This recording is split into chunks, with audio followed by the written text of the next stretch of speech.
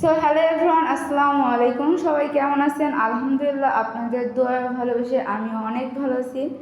আজ অনেক দিন হয়ে গেছে যশোর এসেছি, যশোরে কোথায় উঠেছি তার কোনো ভিডিও আপলোড দিইনি।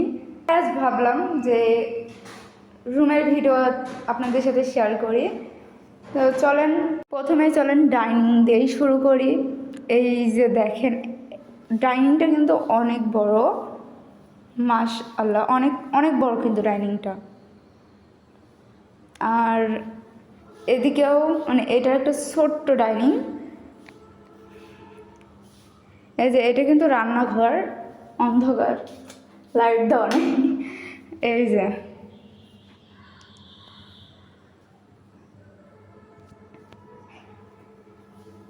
তো চলেন আমরা আরেকটা রুম দেখে আসি।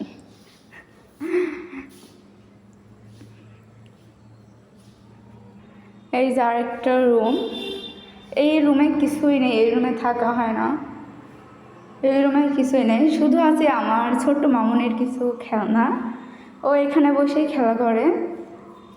চলেন আরেকটা রুম যেখানে আমরা থাকি সেই রুমটা দেখে আসি।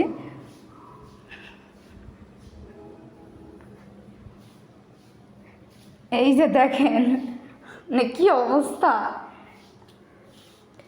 দেখেন। ও মানে কি করে শুয়ে আছে আর অবস্থাটা দেখেন।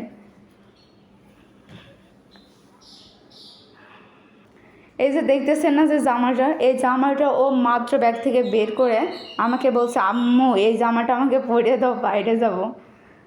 ওকে অনেক ফোঁস দেওয়ার পরে, মানে অনেক বোঝানোর পরে ও জামাটা রেখে দিয়েছে। বলছে বিকালে আমাকে বাইরে নিয়ে যাওয়া লাগবে। ভাই, গল্প করতে করতে রুমে কারেন্ট নে আলো দেব সেটা ভুলেই গেছি। কি দুইটা দেখেন, দুইটা যখনই মানে প্লেনের আওয়াজ পাইছি ভাই দৌড়িয়ে গেছি যে আপনাদেরকে দেখাই। একটু পরপরই কিন্তু মাথার উপর দিয়ে প্লেন যাচ্ছে, আর আমি দৌড়ে যে দেখতেছি জানালা দিয়ে। ভালো লাগতেছে অনেক,